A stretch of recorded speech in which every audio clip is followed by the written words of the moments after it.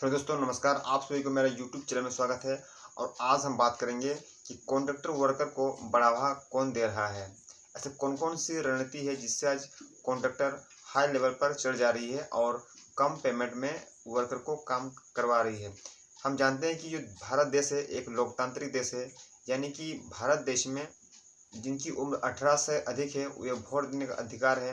वे vote दे सकते हैं, अपने सरकार चुन सकते हैं, उन्हें बोलने का अधिकार है, उन्हें लिखने का अधिकार है, वे कोई भी धर्म को अपनाने का अधिकार है, पढ़ने लिखने का अधिकार है, उन्हें काम करने का अधिकार है। परंतु यही भारत के संविधान कि समान काम के लिए हमें समान वेतन क्यों नहीं देता है। यदि संविधान में हर काम के लिए अधिकार दिया गया है, समान काम के लिए अधिकार दिया है, तो हमें समान काम के लिए समान पेमेंट का अधिकार क्यों नहीं दिया गया है। आज हम इसी विषय में बात करेंगे कि ऐसे कौन सी चीज़ है या फिर कौन से ऐसे लोग हैं जो कॉन्ट्रैक्टर वर्कर को बढ़ावा दे रहे हैं। आज से 100 साल पहले जब अंग्रेज भारत पर गुलाम किया करते थे, तो उस समय भारत के मजदूर और अंग्रेजों के मजदूर एक ही काम के लिए उनकी जो पेमेंट होती थी वो मजदूर की अलग अलग हुआ करती थी। जिस काम के लिए अंग्रेज़ के मजदूर काम करते थे उन्हें 100 रुपया पर डे के हिसाब से मजदूरी दिया करते थे। उसी काम को यदि भारत के मजदूर करते थे तो उन्हें मात्र 25 रुपया दिया करते थे। यानी उन मजदूर मैंने भारत के मजदूरों पर वे भेदभाव करते थे। आज वही रूल्स हमें एक कॉन्ट्रैक्टर वर्कर पर नज़र दिखते आ रहे हैं, क्योंकि जो एम्प्लॉय काम करते थे उन्हें आज पैकेज में सैलरी मिलती है, जबकि वही काम यदि कोई कॉन्ट्रैक्टर वर्कर करते हैं तो उन्हें मात्र 100 रुपये के हिसाब से उन्हें मजदूरी रेट तय होती है। ये नाइंसाफ़ी है।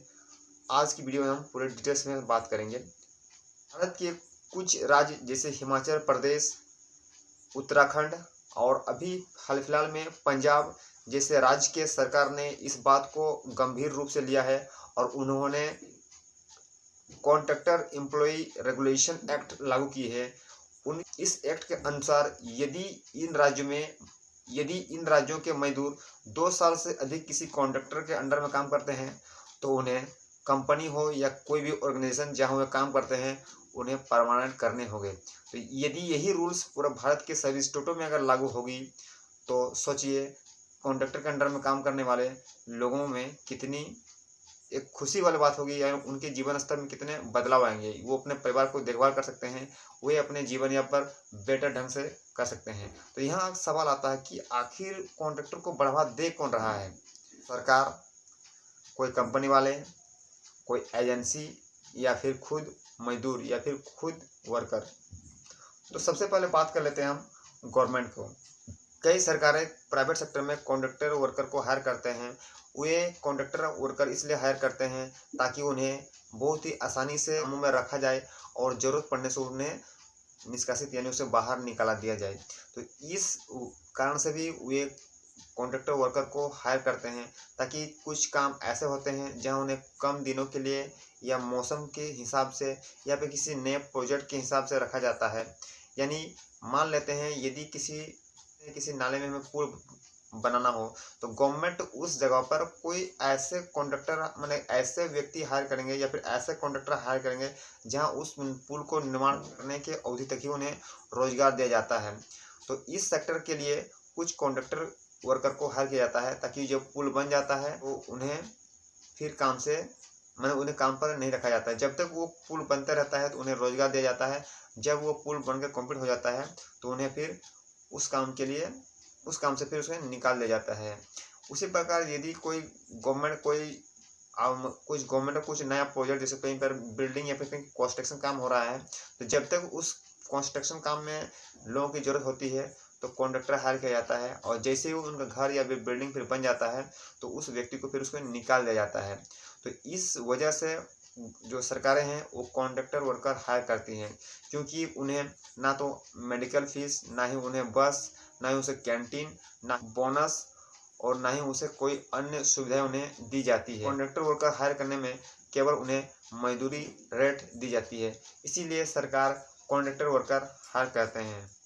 कुछ स्किल के अनुसार भी कॉन्ट्रैक्टर वर्कर हायर किए जाते हैं, क्योंकि प्रायः ऐसे सरकारी कर्मचारियों में ऐसे टॉप स्किल नहीं हो पाए जाते हैं।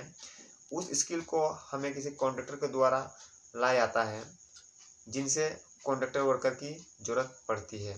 मान लेते हैं किसी इलेक्ट्रिक विभाग में कोई बड़े तार खिंचवाने हैं, यानी बोल सकते हैं कि इसमें 132 केवीए का केबल लगाना हो, तो उस काम के लिए कोई इंजीनियर उस काम को नहीं कर सकता है, क्योंकि वो उतना हार्ड में झूल के काम वो नहीं कर सकते हैं। तो उस काम को करने के लिए कुछ दिनों के लिए हम कुछ कॉन्ट्रैक्टर हायर करते हैं, जो कि उस काम के लिए वो माहिर होते हैं, स्किल्ड पर्सन होते हैं, जो कि वे उस काम को जल्द ही और तुरंत और सेफली काम कर लेते हैं, जिससे गवर्नमेंट का पैसा भी बच जाता है और उस कॉन्ट्रैक्टर वर्कर के लिए कुछ दिन का मजदूरी निकल जाता है। तो इस वजह से भी कॉन्ट्रैक्टर वर्कर को जो हमें एक गवर्नमेंट की तरफ से बढ़ावा मिलता है। यदि हम बात कर लेते हैं कंपनी में, तो कंपनी में भी जो कंपनी वाले होते हैं वो कम खर्चे में ज़्यादा प्रोडक्शन निकालने के लिए भी हमें कॉन्ट्रैक्टर वर्कर की सहायता लेते हैं, क्योंकि यदि वे परमानेंट एम्प्लॉय को यदि हायर करेंगे तो उन्हें ज़्यादा पेमेंट और उन्हें ज़्यादा आपको फैसिलिटीज़ देने होंगे, जबकि वही यदि कॉन्ट्रैक्टर वर्कर को हायर करते हैं तो उन्हें कम खर्च में कोई ऐसी सुविधा उन्हें नहीं दी जाएगी। सिर्फ उन्हें मजदूरी रेट पर ही काम कराकर अपने ज़्यादा प्रॉफिट बना लेते हैं। ना तो उसे कैंटीन, ना ही उन्हें बस, ना ही उन्हें डीए, ना ही उन्हें मेडिकल, ना ही उसे बोनस और न ही किसी उसे इंसेंटिव की फैसिलिटीज मिलती है। उन्हें केवल पर डे के हिसाब से एक मजदूरी दर मिलती है। तो कंपनी भी इस कॉन्ट्रैक्टर वर्कर को बढ़ावा दे रही है। नेक्स्ट पॉइंट है एजेंसी, यानी हमारे जो एजेंसी भी कॉन्ट्रैक्टर वर्कर को बढ़ावा दे रही है। कुछ एजेंसी ऐसी है जो सिर्फ इसी के बारे में अलग अलग स्किल के बारे में ट्रेनिंग दी जाती है, और वही व्यक्ति किसी कंपनी में जाकर बोलते हैं कि आप मेरे से वर्कर लीजिए, मेरे से ट्रेनिंग हुए या फिर ट्रेनर लीजिए जो कि इस काम में माहिर है। यदि आप इन व्यक्ति को कम में रखेंगे तो आपकी जो कंपनी का जो प्रोडक्शन है वो बहुत ही हाई हो जाएगी, बहुत ही कम समय में ज़्यादा लागत आपको देगी।